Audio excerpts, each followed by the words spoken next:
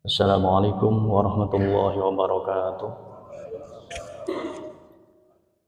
Bismillah, alhamdulillah, wassalatu wassalamu ala rasulillah Sayyidina wa maulana Muhammad ibn Abdullah. Asyhadu an la ilaha illallah wahdahu la syarika lah, wa asyhadu anna Muhammadan abduhu wa rasuluh. Allahumma salli ala Sayyidina Muhammad wa ala ali Sayyidina Muhammad.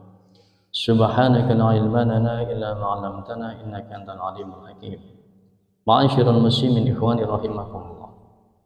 Ada satu dosa kesalahan yang dianggap remeh, yang dianggap ringan, akan tetapi itu merupakan salah satu atau menjadi salah satu sebab banyaknya manusia meninggal dalam keadaan su'ul khatimah. Satu dosa yang dianggap ringan, akan tetapi menjadi salah satu sebab banyaknya orang beriman meninggal dalam keadaan tanpa membawa iman. Dosa itu adalah asyak fillah, ragu terhadap Allah, ragu terhadap jaminan rizki Allah, ragu terhadap kemahakuasaannya Allah. Intinya ragu terhadap Allah. Nah, ini ragu-ragu ini sangat-sangat berbahaya sekali. Dulu ada seorang yang di situ profesinya mencuri kain kafan. Setelah dia bertobat, dia menghadap kepada Imam Hasan Al-Basri. Beliau menceritakan satu hal yang pernah dia temui karena kejanggalan. Ya Imam, dulu di saat saya ini senang, masih profesinya mengambil kain kafan orang-orang yang meninggal, saya menemukan satu kejanggalan. Di antara sekian ratus jenazah yang dikuburkan, hanya 3 saja yang saya temui yang di situ masih menghadap kiblat. Yang lainnya berpaling dari kiblat. Ini kan suatu hal yang mengerikan. Artinya apa? Yang berpaling dari kiblat, dia meninggalnya dalam keadaan su'ul khatimah, tidak membawa iman. Indan nas muslim. Menurut pandangan manusia dia seorang muslim. Dia sholat, meninggal dikafankan, dimandikan, dikafankan, dikuburkan, muslim. Walakin indallah, akan tetapi menurut Allah dia bukan muslim. Sehingga apa yang terjadi setelah dimakamkan, berpaling dari kiblat. Apa jawab Imam Hasan Al-Basri? Khaufuhum an wadahum wa asyahum yuhawwilhum an jihadil kiblat. Yang menjadikan mereka itu berpaling dari kiblat, tercabut keimanannya adalah takutnya mereka terhadap jaminan rezeki dari Allah Subhanahu wa ta'ala. Ini, wah kalau saya nggak kerja, saya nggak makan. Ya ini berbahaya. Kadang-kadang curhat, tapi curhatnya tidak benar. Dia berdoa, menangis kepada Allah, ya Allah, sehatkan saya. Kalau saya sakit, anak saya, istri saya makan apa? Ini Allah murka sebenarnya. Ini bukan dosa kesalahan yang sepele, tapi ini adalah kesalahan yang sangat besar.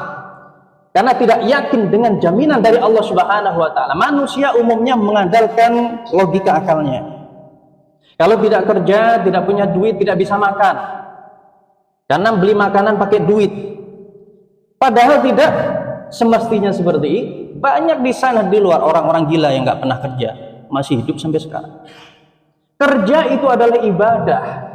Dapat hasil nggak dapat hasil itu ibadah. Dan rizki itu yang menjamin adalah Allah Subhanahu wa ta'ala.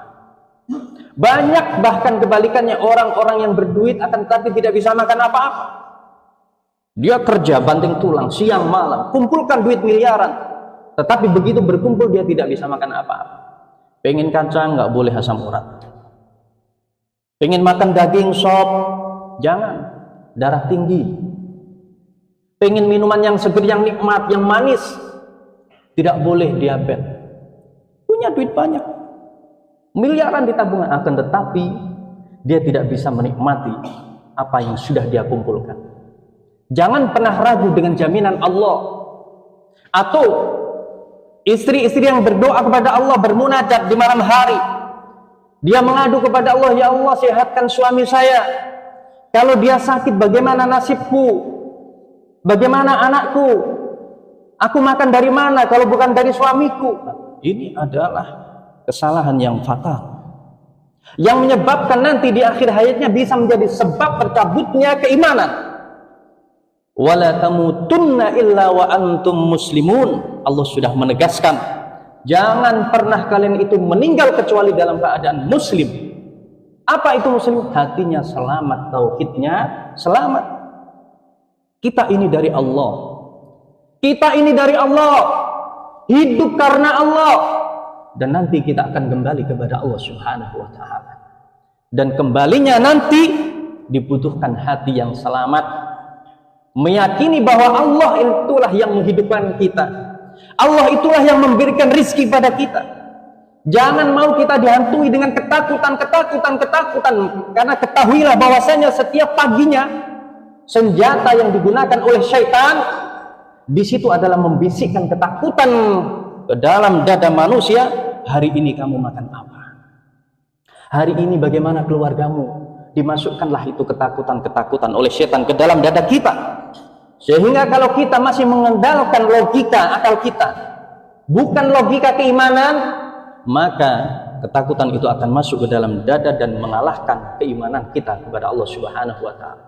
Kalau seseorang itu sudah dikuasai dengan ketakutan terhadap makhluk, bukan takut kepada Allah, naudzubillah summa naudzubillah, dia akan sulit menjadi orang yang baik. Mau hijrah takut tidak makan, mau umroh takut uangnya habis, mau sedekah takut hartanya berkurang, takut. Nah, itulah senjata dari iblis dan bala tentaranya. Yakinlah akan jaminan Allah bahwasanya yang menghidupkan, yang mematikan kita adalah Allah. Yang memberikan makan, yang memberikan rizki itu adalah Allah. Yang menyembuhkan, yang menyebabkan orang sakit itu adalah Allah. Semuanya adalah Allah. Ini yang harus benar-benar kita tanamkan di dalam hati kita secara kuat. Dan inilah yang harus kita didik anak-anak kita seperti ini. Jangan kita meninggalkan anak-anak kita dalam keadaan lemah. Artinya apa? Lemah di dalam keimanan. Akhir zaman ini ketakutan itu semakin merajalela. Anak-anak dicekoki dengan ketakutan. Nah, kamu kalau tidak begini nanti begini. Sehingga apa? Hidup di dalam bayangan-bayangan ketakutan.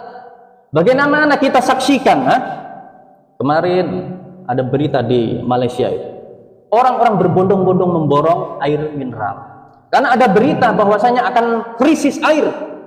Semuanya nyerbu minimarket, supermarket, semua air dibeli.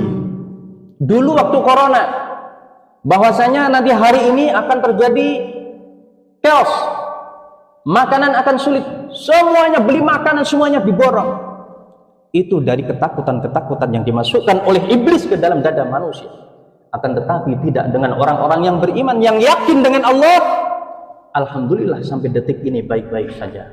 Ikhwani rahimakumullah, tanamkan dalam hati kita. Bisa jadi saat ini kita masih sujud kepada Allah, kita masih membaca Al-Quran, bisa jadi. Akan tetapi siapa yang menjamin nanti di saat sakaratul maut keimanan itu masih melekat di dalam dada kita? Tidak ada yang bisa menjamin.